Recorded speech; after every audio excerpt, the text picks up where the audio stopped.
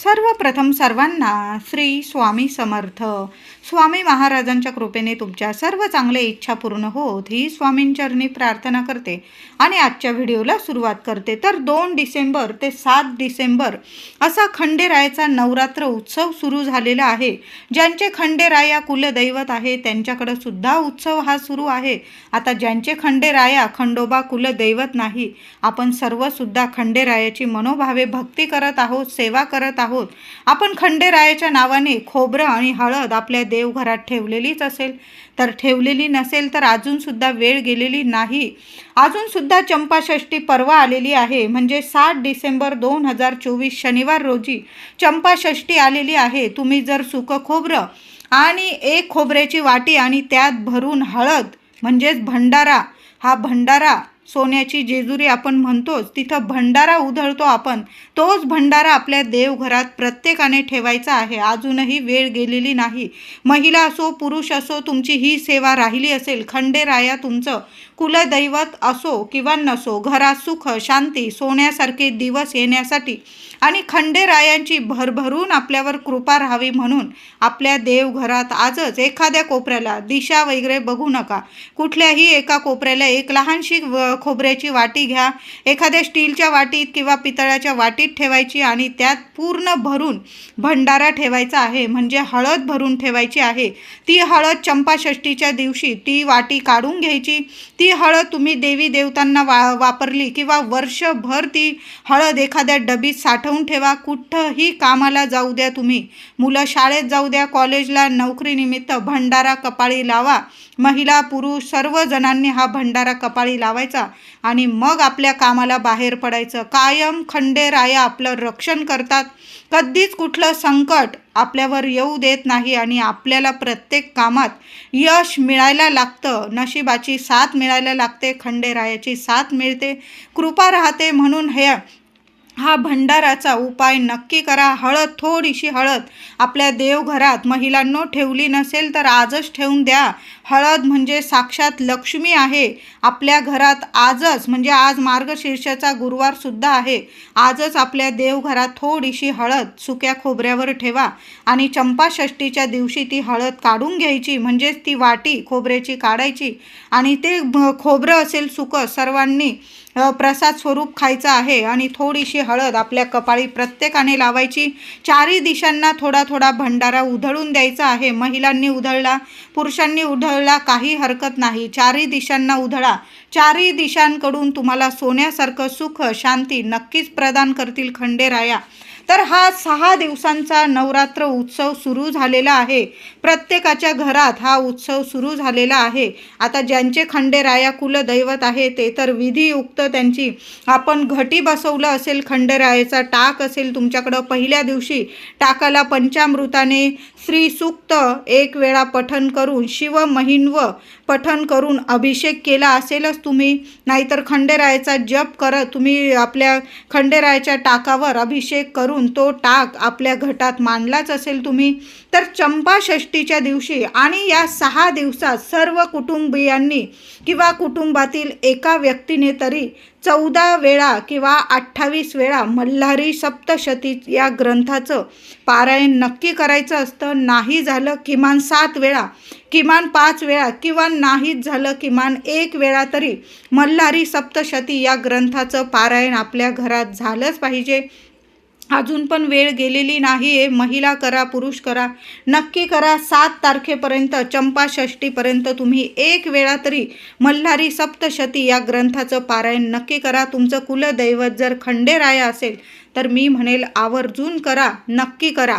चंपाषष्ठीच्या दिवशी शंख किंवा घंटा ध्वनीत म्हणजे घंटा नाद करायचं आणि घटावरील खंडोबाचा टाक तुम्ही ठेवलेला असेलच तर तो टाक उचलून घ्यायचा आणि प्रमाणे म्हणजे ज्या दिवशी आपण खंडेरायाला 2 डिसेंबर रोजी आपण खंडेरायाला घटी बसवलं होतं त्याचप्रमाणे अभिषेक घालून पूजन करायचं आहे आणि आपला टाक आपल्या देवघरात जिथं तुम्ही दररोज तो टाक ठेवता तिथं विराजमान करायचं आहे आणि जे घट असतील ते पाण्यात तुम्ही विसर्जन करायचं आहे. अशा पद्धतीने आपण ते घटाच्या माळा असतील, आपण झेंडूच्या फुलांची, विड्याच्या पानांची तुम्ही माळ चढवलेलीच असेल 5-6 दिवस, तर त्या पाण्यात विसर्जन करायचं आहे. घट असतील, माती असेल किंवा टोपली असेल, ती संपूर्ण आपण पाण्यात विसर्जन करायचं आहे. आपल्या खंडेरायाला प्रार्थना करायची, आपल्या घरात, आमच्या घरात भरभरून सुख शांती नांदू दे, मुलाबाळांची प्रगती होऊ दे, सर्व कामात यश मिळू दे आणि आमच्या घराची भरभराट होऊ दे, असं बोलून ते घट तुम्ही पाण्यात विसर्जन करायचे आहे. चंपाषष्ठीच्या दिवशी परंपरेनुसार कुलाचार आणि कुलधर्म पूर्ण करून घ्यायचा असतो. तळी भरून महानैवेद्य, त्यात बाजरीची भाकरी, नव्या वांग्याचं भरीत, पातीचा कांदा, नवा लसूण घालून मुख्य नैवेद्य, तसंच पुरणपोळीसुद्धा करावी. ज्यांचे खंडेराया कुलदैवत आहे त्यांनी सुद्धा हा नैवेद्य बनवायचा आहे आणि ज्यांचे खंडेराया नाही कुलदैवत त्यांनी सुद्धा, महिलांनो, आपल्याला चंपाषष्ठीच्या दिवशी एक नैवेद्य प्रत्येक महिलेने बनवायचा आहे. आपल्या देवघरात खंडोबाचा टाक असू द्या किंवा नसू द्या, आपल्या देवी देवतांना तुम्हाला बाजरीची भाकरी आणि वांग्याचं भरीत, कांद्याची पात केलेली असेल किंवा एखाद्या कांद्याची पात ठेवून दिली, लसणाची पात असेल तुमच्याकडं ती ठेवली किंवा नुसतं वांग्याचं भरीत आणि बाजरीच्या भाकरीला कांदा फोडून ठेवा त्या नैवेद्यात. असा नैवेद्य आपल्याला आपल्या देवघरात जरूर दाखवायचा आहे. तुमच्या घराजवळ जर खंडेरायाचं मंदिर असेल, मी म्हणेल आवर्जून तिथं एक 4-5 भाकरी घेऊन जा आणि त्यावर बाजरीच्या भाकरीवर वांग्याचं भरीत, कांद्याची पात, कांदा फोडून न्या, एखादी मिरची ठेवा, छान असा सादर संगीत नैवेद्य तिथं दाखवायचा आहे. आणि तिथंच जर जागा असेल तर तिथं बसून थोडा थोडा प्रसाद तुम्ही सहकुटुंब सहपरिवार नक्की खायचा आहे. बघा, खूप छान सोन्याचे दिवस येतील म्हणतातच ना, सोन्याची जेजुरी. तसेच आपल्या घरात सुद्धा आपल्याला सुखाचे सोन्यासारखे दिवस नक्की येतात. खंडेराय आहे, महादेवांचंच एक रूप आहे, भोलेनाथ आहे, भरभरून देतात. थोडीशी सेवा करून तर बघा. वांग्याचं भरीत आणि बाजरीची भाकरी, चंपाषष्ठीला हा नैवेद्य खूप महत्त्वाचा आहे. झालंच महिलांनो, पुरणाचा नैवेद्य देवांना दाखवला तर अतिशय उत्तम, नाही झाला तर बाजरीची भाकर आणि वांग्याचं भरीत खूप महत्त्वाचं आहे. सदानंदाचा येळकोट येळकोट जय मल्हार, हर हर महादेव, चिंतामण मोरया, भैरोबाचा चांदोबा, अगडबम नगारा, सोन्याची जेजुरी, मोत्याचा तुरा, निळा घोडा, पायी तोडा, कमर करगोटा, बेंबी हिरा, गळ्यात कंठी, मोहनमाळा, डोईवर शेला, अंगावर शाल, सदा हिलाल, जेजुरी जाई, शिकार खेळी, म्हाळसा सुंदरी, आरती करी, देवा ओवाळी, नाना परी, देवांच्या शृंगारा, कोट लागो शिखरा, खंडेरायाचा खडका, भंडाराचा भडका, बोल सदानंदाचा येळकोट येळकोट जय मल्हार. असा आपण सर्वांनी चंपाषष्ठीच्या दिवशी जय जयकार करायचा आहे. असं म्हणतात. हे म्हणताना हातात दिवटी आणि बुधली असते. विवाहपूर्वीचा कुलधर्म असेल तुमच्या घरी तर भाऊबंधांनी त्यांच्या दिवट्या बुधल्या आणायच्या असतात त्यांच्या घरून आणि नंतर वरीलप्रमाणे जय जयकार करून जेजुरीच्या दिशेने दिवट्या बुधल्या घेऊन थोडं जायचं असतं. म्हणजे 5 पावलं तरी आपल्याला जेजुरीच्या दिशेने खोबरं आणि भंडारा उधळत जय जयकार करत 5 पावलं चालायचं असतं. आता कुळधर्माच्या वेळी नैवेद्य दाखवण्यापूर्वी तळीसुद्धा भरतात. तुमच्या घरात तळी भरत असतील तर ताम्हणात तांदळाचे अष्टदल काढून घ्यायचं, त्यात भंडारा म्हणजे हळद भरून घ्यायची. नंतर मध्यभागी तांब्यात पैसा, सुपारी वर नागवेलीची पानं आणि नारळ ठेवून याची कलशासह पूजा करतात. 5 मुलांनी हात लावून ताम्हण वर उचलून त्यावर 3 वेळा कपाळ टेकवतात व येळकोट येळकोट जय मल्हार, सदानंदाचा येळकोट, म्हाळसा कांत कडे पठार की जय असा जय जयकार करतात. अशा साध्या सोप्या पद्धतीने तुम्ही तळी भरायची असते. ती तळी 3 वेळा उचलायची, खाली ठेवायची. अशा पद्धतीने तुम्ही तळी भरायची असते. तुमचा खंडेराया आपले तुमचे कुलदैवत असेल तर अशा साध्या सोप्या पद्धतीने तुम्ही तळी भरू शकतात आणि 5 पावलं तरी आपल्या जेजुरीच्या दिशेने भंडारा आणि खोबऱ्याची खोबऱ्याचे तुकडे, सुक्या खोबऱ्याचे तुकडे हा भंडारा उधळत आणि खोबऱ्याचे तुकडे उधळत आपल्याला 5 पावलं तरी जायचंच असतं. चंपा षष्टीच्या दिवशी हे 5 पावलं चालणं खूप महत्त्वाचं आहे. तर नक्की करा. षष्टीच्या दिवशी घटाची माती आणि टोपली प्रवाहित विसर्जन करायचे आहे. जमलेली हळद असेल तर पुरुषांनी नित्य, पुरुष असो महिला असो, नित्य कपाळी लावायची आहे. खूप छान अनुभव येतील. सोन्यासारखं सुख नक्कीच येईल. म्हणून आपल्याला चंपा षष्टीच्या दिवशी बाजरीची भाकर आणि आपल्याला वांग्याचं भरीत नक्की करायचं आहे. कांदा फोडा. असा छान असा सादर संगीत आपल्याला गावरान नैवेद्य दाखवायचा आहे. आपले गावरान देवता आहे म्हणजे खंडेराया, त्यांना गावरान नैवेद्य खूप आवडीचा आहे आणि त्यात पुरणाची पोळीसुद्धा खूप महत्त्वाची आहे. झाली महिलांनो पुरणाची पोळी तुमच्याकडून, तर खंडेरायाला नक्की दाखवा. पुराणात काळी मणी आणि मल्ल नावाचे 2 दैत्य होते. त्यांनी सज्जनांचा छळ करायला सुरुवात केली. त्यावेळी भगवान शंकरांनी मार्तंड भैरवाचा अवतार घेतला आणि मणिचल पर्वतावर मोठे युद्ध केले. त्या युद्धात मणी दैत्य शरण आला आणि मल्ल दैत्य ठार झाला. मल्ल दैत्यावरून भगवान शंकरांच्या या अवताराला मल्हारी असं नाव मिळालं. मार्गशीर्ष प्रतिपदा ते षष्टी असं 6 दिवसांचं युद्ध झाल्यामुळे 6 दिवस खंडोबाचे नवरात्र असते.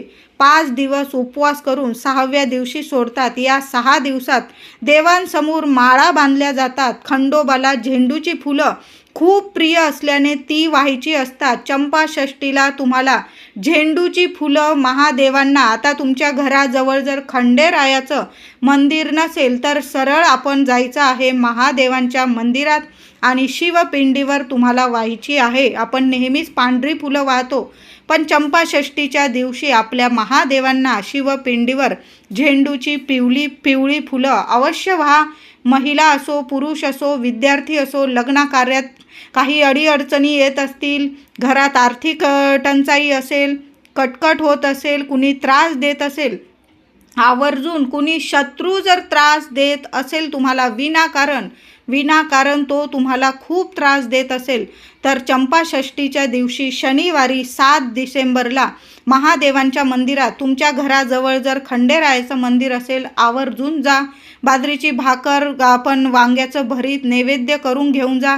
पुरणाची पोळी करता आली करून घेऊन जा. नैवेद्य दाखवा आणि छान असं एखादा दिवा लावता आला तिथं तर नक्की दिवा लावा. भंडारा उधळा. सुकं खोबरं आणि भंडारा उधळण्याची आपली परंपरा आहे. तिथं थोडा प्रसादसुद्धा वाटायचा आहे.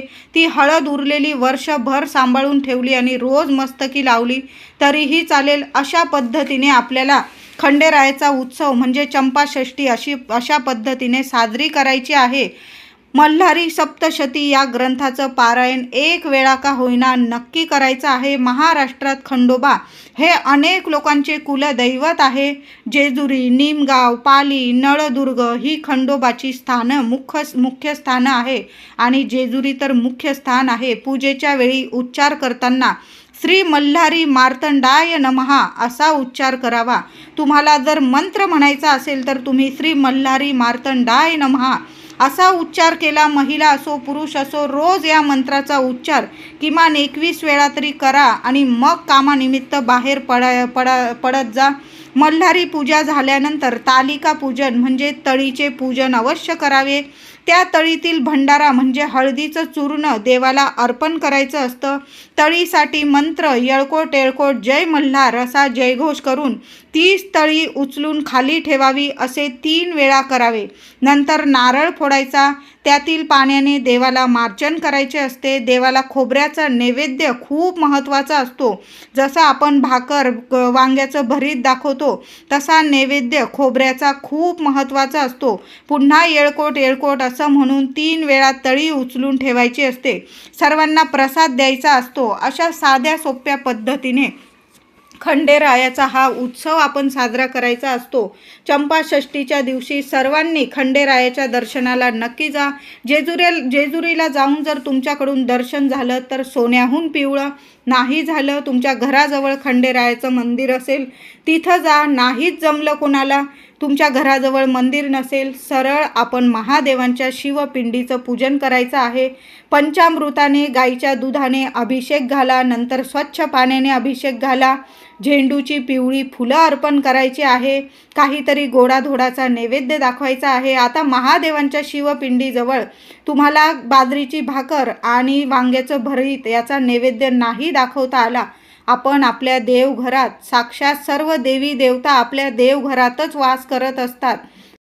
या दिवशी चंपाषष्ठीच्या दिवशी पुरणाचे 14 दिवे बनवायचे आणि त्या दिव्यांनी आपल्या देवांची आरती करायची आहे. तुमच्या घराजवळ धनगर जोडपं असेल एखादं, तर त्यांना जेवायला नक्की घाला. आपल्या घरात नसेल धनगर जोडपं, तुम्ही इतर जोडप्याला, एखाद्या जोडप्याला, सवाशीण स्त्री आणि पुरुष यांना जेवू घातलं तरीही चालेल. या दिवशी आठवणीने प्रत्येकाने एका कुत्र्याला, मग तो काळा असू दे, इतर रंगाचा, कुत्र्याला ताजी चपाती, तुम्ही त्या चपातीला तूप किंवा तेल आणि एक बारीकसा गुळाचा खडा ठेवून तो आपल्या नैवेद्य हाताने नक्की कुत्र्याला खाऊ घाला. गाय असेल तुमच्या घराजवळ, गाईला सुद्धा ताजी चपाती, तूप, गूळ लावून नक्की खाऊ घाला. कुत्र्याला तर शनिवार आलेला आहे आणि चंपाषष्ठी आहे. कुत्र्याला आपल्या हाताने ताजी चपाती, थोडंसं तूप किंवा तेल लावून आणि बारीकसा खडा गुळाचा ठेवून हा नैवेद्य आठवणीने खाऊ घाला. सर्व इडापिडा नक्कीच दूर होईल. सोन्याचे दिवस येतील तुम्हाला.